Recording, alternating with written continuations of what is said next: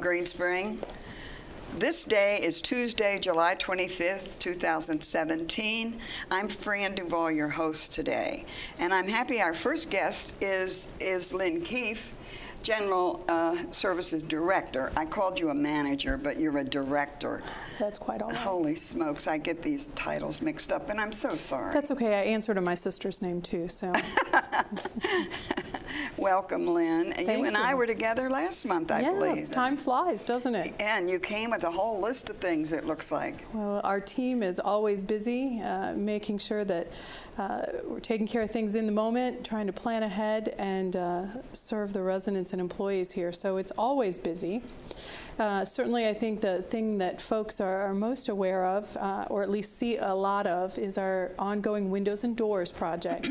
So doors are continuing to be installed in Neighborhood 1. Our team returned there, and when they complete that work, then they'll return to window installation in Neighborhood 2. And beginning in Jackson Court. And just to reassure residents, sometimes they see activity on their floor and they think, oh, I haven't heard anything yet. I assure you, you will get at least a week's notice specifically to you. Just because they're on your floor doesn't mean it's your turn yet. So, of course, questions can be directed to project management, but many times they're out of the office. But it's probably based on what kind of windows are being put in. Sometimes it has to do with their schedule of how they're using a boom lift. Sometimes they do a stack, and so they'll do one on each floor. I see. So it can be a little confusing, but rest assured, the team will be in touch with you. You won't be surprised. And to folks who have said, gosh, there's an awful lot of stuff in the G lot, which is that first parking lot. When you come from the gatehouse to the stop sign, the four-way stop there, it's to your right. And it's not our ideal, as we've said before. We've kind of run out of space with repositioning and trying to accommodate all that's going on. A couple of those pods are temporary, both to dispose of the doors they're taking out and the windows. So right now we have a few extra things there. We're really trying our best to work with the vendor and make sure that it's tidy. They do roll the lot and all of those areas for metal at the end of the day. And we'll get those out of there just as soon as feasible. Sure. So I also thought, some of the things that have been accomplished thus far, it seems like when I look at the project list, like we should be further into the year, but we're just about midway. But we did finish the work at the employee deck, so employees are back parking in all of the spaces. We have completed the replacement of the dish machines in all 3 clubhouse kitchens. There have been various boiler projects throughout the community in some of the clubhouse and residential buildings. And they have, I believe, finished now the handrail install at the trail entry right by the gatehouse. They began that last Friday. Yeah, I'm trying to visualize where that is, but now I remember. Almost across from the gatehouse. Yeah. There are steps there, but a handrail has been added. Then one of the other things that is in process, if you, again, at that first stop sign, you look over to Town Center and you might see a little yellow tape and a kind of a pod shape that doesn't normally sit there, and that is a temporary freezer. So while we had a freezer replacement on the list, we had some issues with that and needed to address it a little bit more quickly. So we discontinued the use of the walk-in freezer, and we're utilizing that supplemental freezer while that project continues. And Ty, our dining director, talked a little bit about that, and more detail will be forthcoming as they begin that project. The first 6 weeks of it, you really, other than seeing the freezer outside, you won't notice it when you're in the dining rooms. It won't affect their service. So we'll continue to keep dining. We worked closely hand in hand, and they'll continue to inform residents. Then some of the other things that are going on, there are 8 apartments becoming 4, so we call those a combo unit. There's been some demand and request through sales market research for some larger units, and so much effort to combine those, and we continue to work with the county and our architects and the vendor to get those going. And then there are several units that are Fairmont floor plans, and we're adding a half bath too. So in addition to the normal reoccupancy of apartments, we're also working on those. Then something else, that residents requested that is in process, over in Grove Terrace, across from the elevators on the, I believe it's the first floor.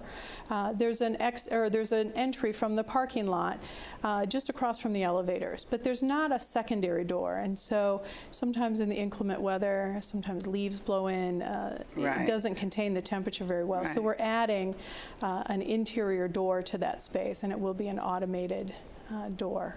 So that's in process. And that's the same door that if you go in and went to the left, it's the same level as the pharmacy and all that. Yes, that is correct. That may be the T level. I'm not sure. I think you're correct. I think that is the T level. Because I use that to go over like to the medical center or to the pharmacy. Yes, and that's And you're right. The leaves and everything blow in there. So we'll be adding that will be walled off, if you will, and a secondary door. And I believe that exterior door that currently exists is also being replaced. That's one that we've had a number of issues with. So. The cooling tower behind Garden Ridge is being replaced. There's some fire evac signage they're working on. And then something some folks have seen a little bit about, there's a tower site for Verizon. And the tower site, it's essentially a concrete pad behind our employee parking deck. And between there and what is the grounds trailer and the wash bay back there. So Verizon, as we know, there have been signs out there for their public meetings.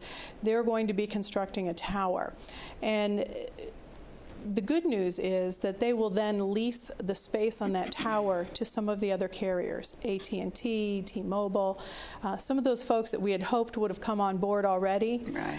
This is an alternative for them at a lower cost, and it will give us signal strength. So for folks who may have some of those other carriers that don't get great service, once that tower's up and those other carriers sign on. And you're talking about cell phone carriers. Cell phone carriers, yes. Whatever all the phones are called these days.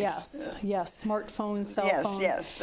Right now, for the most part, Verizon is the strongest signal across campus because they put their equipment in the head end, is the technical term. But some of the other carriers, you don't get great coverage, and that's because they don't have equipment or a tower site in the area. So they're getting close to beginning construction on the tower site. And now, if it's a tower, I think of a structure made of metal and up high in the sky.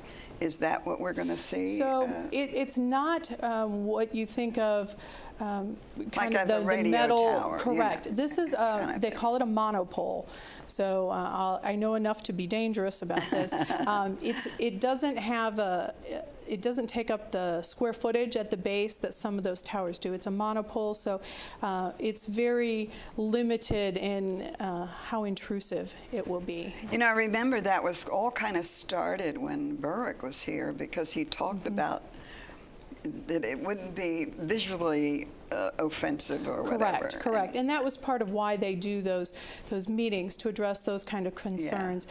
It's also in relatively close proximity to the parkway and could be visible, from outside. So. Well, and to all those new big houses that are up there.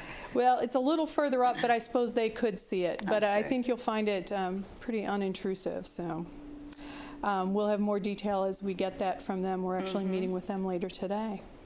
And then something we do every year, awning and window cleaning. So we're working to clean the awnings before we clean the windows. Last year, while everybody was really pleased with how great those awnings looked, sometimes it spotted up their nice clean windows. So we're going to make sure we get that in the right order this year. And they'll be starting early August on the awnings, and folks who have those will get information other than not walking out your patio door while they're cleaning the awnings. Should be pretty uneventful. Sure. We're also, I see Gray behind the camera today. We've worked with him. We're ordering signs to identify the clubhouses, but one issue that's probably raised by more residents is the signs where we have one building number will have multiple doors, and if you're calling a cab or having somebody deliver, you're not really sure how to direct them. Exactly. So we've got a naming convention so that we can communicate that out, and folks will be able to give information and Oh, that's a good help idea. direct folks Yeah. there. So that's been a long time coming, but we're getting very close. Good. So then also, there's so many things going on. Transportation, the committee, the resident committee, is a subgroup of our General Services resident committee. And they've worked closely with the manager to look at efficiencies. And one of the things they'll be communicating out soon will be an adjustment to the Metro shuttle. There's a time period after staff come in that we don't want to run it just to run it, so it will be on call. So folks can continue. If a resident needs to get to the Metro, they'll just be able to call in it.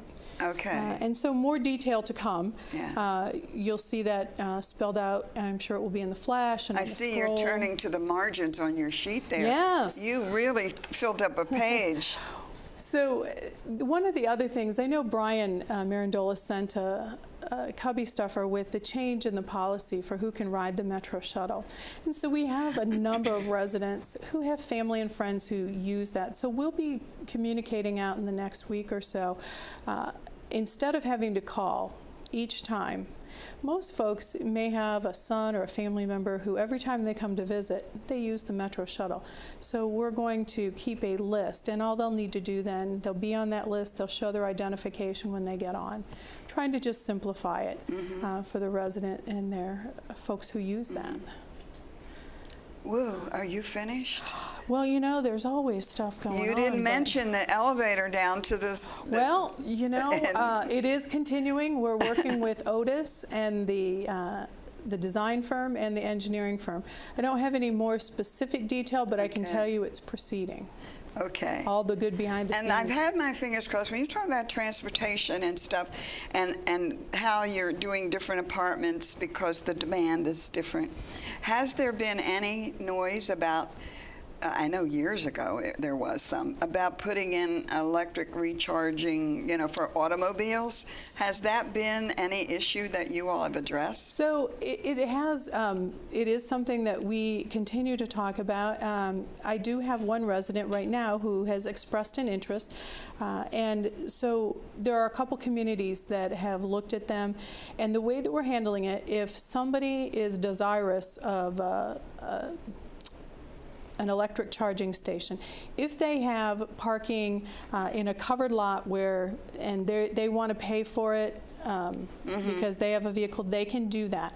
We are not at this time putting in a public charging station, although we anticipate in the future that there may be a demand for it. So certainly if somebody says, I want to move here and I have an electric vehicle, or a current resident says, I really want to make that purchase, we will work with them to do that. Okay. All right. Yes. Well, thank there are a you. number of variations, but we're working to make sure we have I them think available. you practiced exactly how long you would have, because you're right at the wire. And well, I'm grateful. And I Thank thank you very much for coming. I hope the residents were taking notes. And if you didn't catch it all, make sure you see it later in the day, because you covered a great deal. Thank you, Lynn. You're very welcome. Thank Now you. stay tuned.